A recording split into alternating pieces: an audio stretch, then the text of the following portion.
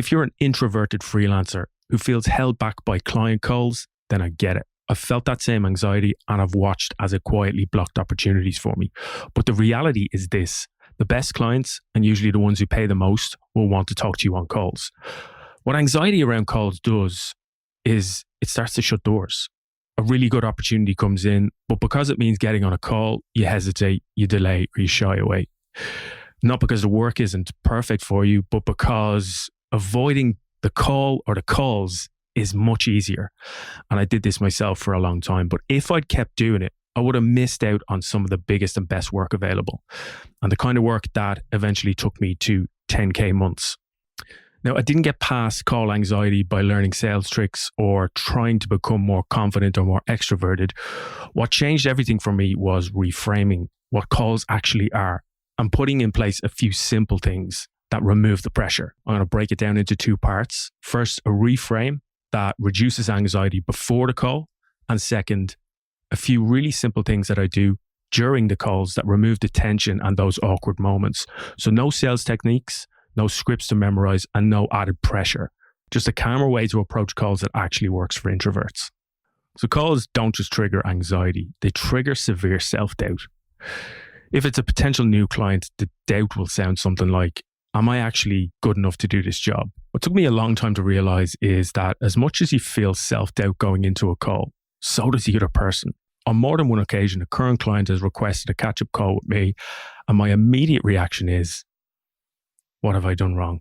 But the client's reason when I get on the call is actually the opposite. They are thinking, I've been a bad client for not checking in. I really value you, and I just wanted to see how you were doing. Everyone feels self-doubt. Everyone worries about how they're being perceived. And truth be told, if somebody doesn't have that awareness or humility, well, then they're probably not the right client for you as an introvert anyway. Here's something really important I learned about client Zoom calls. A call is not an interview. It's a two-way alignment check. It's not a place where you have to prove your skills or your experience or your passion. Those are three things I'm confident about, even as an introvert. I know my skills, I know my experience, and I know my passion. But the problem and the pressure came from, I felt like I had to demonstrate them there and then on the spot. And that was the pressure of the belief that I was being judged. But what I learned is this: your skills and experience and passion don't need to be performed. They just show up naturally if you're at ease. So now I go into a call with one goal: not to impress, not to close, just to notice how it feels to talk to this person. And if the conversation feels respectful and easy, the relationship is going to go that way too. If it feels tense or off, that's equally useful information. It's just a glimpse into the future of the relationship. So reframing calls like this has removed a lot of pressure for me. But then the uncertainty is kind of what causes the tension as well. Those awkward pauses, not knowing how to start, not knowing what comes next.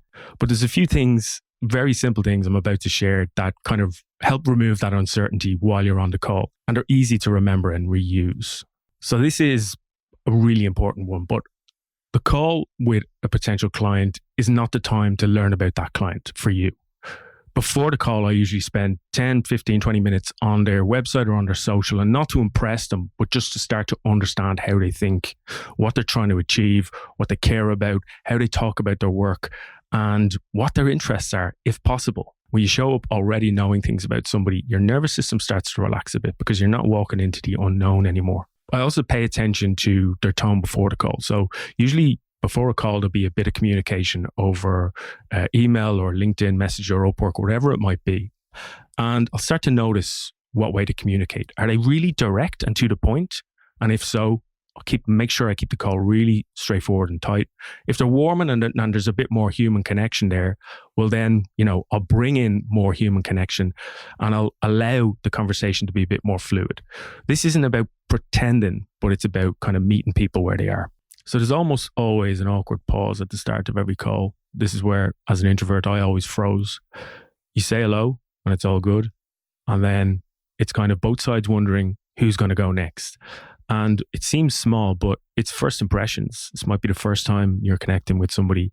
So in that sense, it's kind of important. So usually I'll start with something small, something personal. Like I say, if you've done your research, you might have found out something about the client. Maybe they have pets, maybe they have kids and you have kids. I'll just instantly make some sort of connection. Time difference is an easy one to keep in your back pocket because as somebody who's based in Ireland, I'll often talk to people in North America. And the first thing I will do is thank them for coming on the call early in their day or late in their day. And then I'll move on and I'll also lead the next bit. So when we're getting into business, I'll make sure I lead that as well, just so there's no confusion. So I'll say something like, why don't you give me a quick rundown of what you're trying to do, what you're finding most challenging, and then I'll give you my thoughts and we can take it from there. That just gets the ball rolling and then let them speak. That is the next really important step. When you have that opening, you know what you're doing straight away, and then just let them speak. And I promise you, they'll speak for quite a long time. They'll explain a lot about maybe their business, a lot about what they want to do, where they want to go, the outcomes they want to get to, wherever it might be. You've already done a little bit of research again on their business, hopefully, so that'll help. But just allow them to go through everything, even if it is, things that they're repeating or things that you know already. Don't interrupt them. Don't say anything. And until they're completely finished and they ask you to speak. Even if they take a little pause, just let that pause sit and wait to make sure that they're completely finished. That will give them a chance to also talk about themselves, which is good. And also it just keeps things moving and removes some of the anxiety. So something else that is kind of terrifying as an introvert or for any early stage freelancer is getting to pricing. So when you're starting out, your price might be a rough guess, and I think that's fine. But what you don't want is being seen to build the price live on a call. So I did this early on in my career. I'd let them speak and then I'd try and figure out what the price might be. I think you need to have at least a ballpark, and a ballpark is fine and you can adjust it afterwards. But the easiest way to think about it is in 3 levels. I think about basic, medium, and expert. So I'll know what those 3 levels are, roughly, a ballpark. And then after listening to everything they've said and the conversation that we've had, I'll ask some follow-up questions. And then I'll say something like, based on what you've shared or what we've discussed, it feels like it's medium level support. And that usually comes in at around this price. Like I said, this doesn't have to be set in stone. What I'll say as well is, I'll take a closer look and then give you a follow-up email with itemized price list. And then you're not guessing, you're choosing, but you're also seen as being very confident in your pricing, very direct in your pricing, very deliberate in your pricing. So how you end the call matters as well. And I'll always make sure to make the first move on that as well. So something I'll often say is, simplest next step for me is to do a small sample for free. So when you have something ready, can you send it on? And I'll do a sample. We can both see how we feel about it and we can take it from there. Something that's helped me is I use AI to record every call and then I just dump it into ChatGPT and ask for some feedback. And that's great as an introvert because you don't have to get feedback from a real person. So there's no embarrassment and no pressure. It's just learning. Take what it says in terms of AI, take what it says with a pinch of salt. But it will just give you some food for thought to start looking at how you're doing things, how you're structuring your calls, and it'll give you some suggestions which can be helpful. Client calls aren't about convincing, they're about clarity. And when you stop putting pressure on yourself to look for the sale and start looking for alignment and how conversations feel, fear loses its grip. For introverted freelancers, I promise you that calls aren't your weakness.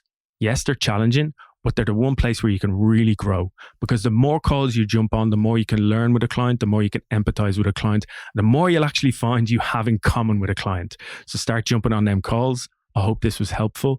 Give me a thumbs up or a subscribe for more videos like this.